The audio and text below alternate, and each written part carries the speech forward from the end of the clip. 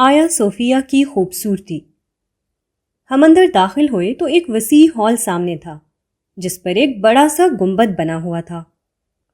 یہی اس کی سب سے نمایاں خصوصیت تھی۔ کہا جاتا ہے کہ تعمیرات کے فن میں گنبد کا آغاز یہیں سے ہوا۔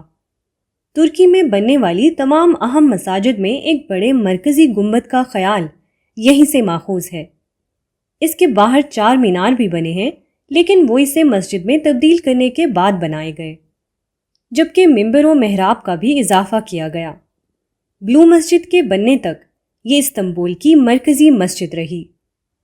آیا صوفیہ کے مرکزی گنبد اور اندرونی عمارت میں ہر طرف انتہائی خوبصورت نقش و نگار بنے ہوئے ہیں، جبکہ مسیحی دور کی حضرت عیسیٰ، حضرت مریم اور دیگر لوگوں کی خیالی تصویریں بھی کئی جگہ بنی ہوئی ہیں۔ چرچ کو مسجد میں تبدیل کرتے وقت ان میں سے بیشتر کو مٹا دیا گیا تھا یا ان پر پلاسٹر کر دیا گیا تھا۔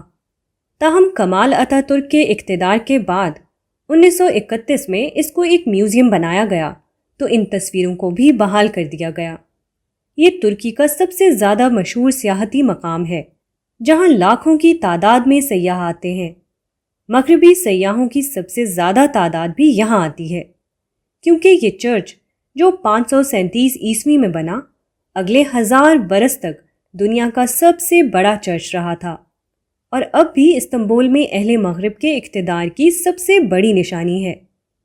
اس وقت بھی آیا صوفیہ کے حوالے سے ترکی کے اسلام پسندوں اور سیکولر حلقوں میں ایک جھگڑا جاری ہے۔ ترکی میں مذہب کی بحالی کے ساتھ یہ مطالبہ زور پکڑتا جا رہا ہے کہ اسے میوزیم سے دوبارہ مسجد بنا دیا جائے۔ نیوز ویک نے دسمبر 2015 میں اس پر ایک تفصیلی مضمون شائع کیا ہے۔ نیلی مسجد۔ آیا صوفیہ سے نکل کر ہم سلطان احمد جامع مسجد گئے۔ اس کو نیلی مسجد اس لیے کہا جاتا ہے کہ اندرونی حصے کے ٹائلوں کا رنگ نیلا ہے۔ مسجد میں پہلے ایک وسیع صحن ہے اور اس کے بعد اندرونی حصہ ہے جو ایک وسیع ہال پر مشتمل ہے۔ اس ہال کی چھت بھی ایک گنبد پر مشتمل ہے۔ یہ گنبد ہی ترکی کی بڑی مساجد کی پہچان ہے۔ مسجد بہت عالی شان اور بہت خوبصورت تھی، کیوں نہ ہوتی کہ اس کی تعمیر اپنے زمانے کی ایک بڑی طاقت یعنی عثمانی سلطنت کے فرما روا سلطان احمد اول نے کرائی تھی۔ یہ مسجد 7 برس میں سن 1616 میں مکمل ہوئی تھی۔ مسجد کے اندرونی ہال میں گنبد کے نیچے ایک بہت بڑے دائرے میں پھیلا ہوا فانوس لگا ہوا ہے۔ اسی طرح سپیکر بھی دیواروں کے بجائے سر کے اوپر معلق فانوسوں میں لگے ہوئے ہیں۔ اس سے اذان اور قرات کی آواز بہت اچھی لگتی ہے۔ مسجد میں جا بجا خطاطی، میناکاری، رنگین شیشوں، ٹائلوں اور خوبصورت نقش و نگار سے بڑی دلکشی پیدا کر دی گئی تھی۔ ابتدا میں کچھ حصہ غیر مسلم سیاحوں اور خواتین کی نماز کے لیے ہے، جبکہ اس سے آگے مردوں کی جگہ ہے۔ میں نے اپنے بیٹے کے ہمراہ عصر کی نماز ادا کی، جبکہ خواتین نے پیچھے کے حصے میں نماز پڑھی۔ مجھے اس مسجد میں آ کر بلکہ ترکی کی تمام مساجد میں جا کر عجیب سے سکون کا احساس ہوا۔ میرا اور اہلیہ دونوں کا تاثر یہ تھا کہ ان مساجد میں آنے کے بعد یہاں سے واپس جانے کا دل نہیں چاہتا، لیکن مسافر کو جانا ہی ہوتا ہے، اس لیے تھوڑی دیر بعد ہم یہاں سے رخصت ہو گئے۔ گلاتا برج اور استنبول کا جغرافیہ۔ آیا صوفیہ اور بلوم مسجد کے بعد اس کی گنجائش نہ بچی تھی کہ ہم توپ کاپی کو دیکھتے۔ اس کو دیکھنے کے لیے ایک پورا دن چاہیے تھا۔ چنانچہ ہم یہاں سے نکلے اور میزبانوں پر چھوڑ دیا کہ وہ ہمیں کہاں لے جاتے ہیں۔ ہماری میزبان ہمیں جہاں لے کر گئی وہ بلا شبہ ایک انتہائی خوبصورت مقام تھا اور اس نے اس شام کو یادگار بنا دیا۔ اس طرح ہمیں گلاتا برج لے گئی۔ گلاتا برج کو سمجھانے کے لیے مجھے استنبول کا تھوڑا سا نقشہ بیان کرنا ہوگا۔ استنبول یورپ اور ایشیا کے سنگم پر واقع ہے، تاہم ایشیا اور یورپ کی زمین بالکل متصل نہیں ہے، بلکہ ان کے بیچ میں پانی موجود ہے۔ یہ پانی کی پٹی آبنائے بوسفورس کہلاتی ہے، جو 2 بڑے سمندروں یعنی بحیرہ اسود اور بحیرہ مرمرا کو آپس میں ملاتی ہے۔ آبنائے بوسفورس گویا کے سمندر کی وہ حد ہے جس کے ایک طرف ایشیا اور دوسری طرف یورپ ہے۔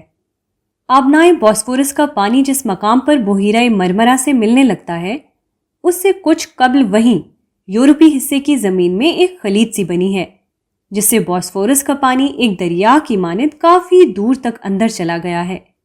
یہ خلیج اس رخ پر ہے کہ اگر بلندی سے دیکھا جائے تو ایسا لگے گا کہ جیسے سینگ کی شکل میں پانی کے دو دھارے سے بن گئے ہیں۔ سینگ کا ایک حصہ یا ایک دھارا آبنائے بوسفورس ہے اور دوسرا دھارا یا دوسرا سینگ گولڈن ہارن کہلاتا ہے۔ اس گولڈن ہارن کے دونوں طرف استنبول کا یورپی علاقہ ہے۔ ٹیکسیم سکوئر گولڈن ہارن کے ایک طرف اور سلطان احمد دوسری طرف ہے۔ ایک طرف سے دوسری طرف جانے کے لیے کئی پل ہیں، جن میں سب سے مشہور زیادہ استعمال ہونے والا یہی گلاتا برج ہے۔ پرنسس آئی لینڈ۔ اسرا نے رات گئے تک ہم کو ہمارے ہوٹل چھوڑ دیا۔ وہ اگلے دن یعنی اتوار کو بھی ہمیں ساتھ لے جانے کا ارادہ رکھتی تھی، مگر ہم میاں بیوی نے طے کر لیا تھا کہ اب اسے مزید زحمت نہیں دیں گے۔ چنانچہ ہم نے ہوٹل پہنچ کر اسے میسج کر دیا کہ کل ہم خود پرنسس آئی لینڈ جائیں گے۔ پرنس یا پرنسس آئی لینڈ استنبول سے قریب ہی بحیرہ مرمرا میں واقع سیاحت کا ایک اہم اور مشہور مقام ہے۔ یہ 9 جزائر کا مجموعہ ہے، جن میں سے 5 چھوٹے اور 4 بڑے ہیں۔ ان جزائر کی وجہ تسمیہ یہ ہے کہ بازنطینی سلطنت اور عثمانی سلطنت میں بادشاہ کسی شہزادے یا شہزادی سے ناراض ہوتے تو اسے محل سے نکال کر ان جزائر میں بطور سزا بھیج دیا جاتا۔ سلطنت ختم ہو گئی تو ترکی کے طبقۂ امراء نے یہاں اپنے گھر بنانا شروع کر دیے۔ سیاح ان سارے جزائر پر نہیں جاتے، بلکہ عام طور پر 1-2 اہم اور بڑے جزیروں پر جاتے ہیں۔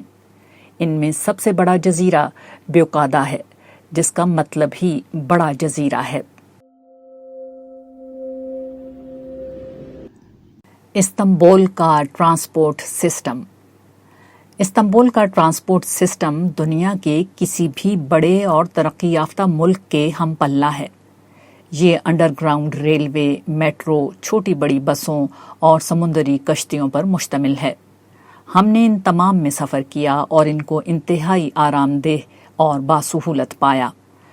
پاکستان کے باقی صوبوں کو تو چھوڑیے کہ جہاں عوام کو ایسی کسی سہولت کا کوئی تصور ہی نہیں، پنجاب میں جہاں میٹرو سسٹم کچھ بڑے شہروں میں موجود ہے، وہ اس سے کہیں کمتر درجے کا ہے۔ اس سفر نامے کی تحریر کے وقت میں اسلام آباد میں تھا۔ یہاں حال ہی میں میٹرو سسٹم شروع ہوا ہے۔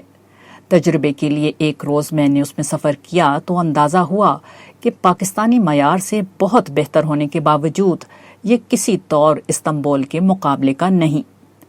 تاہم یہ ماننا چاہیے کہ 20 روپے میں یہ واقعی سستی اور معیاری سواری ہے، جو پاکستان کے لحاظ سے عوام کے لیے بڑی سہولت ہے۔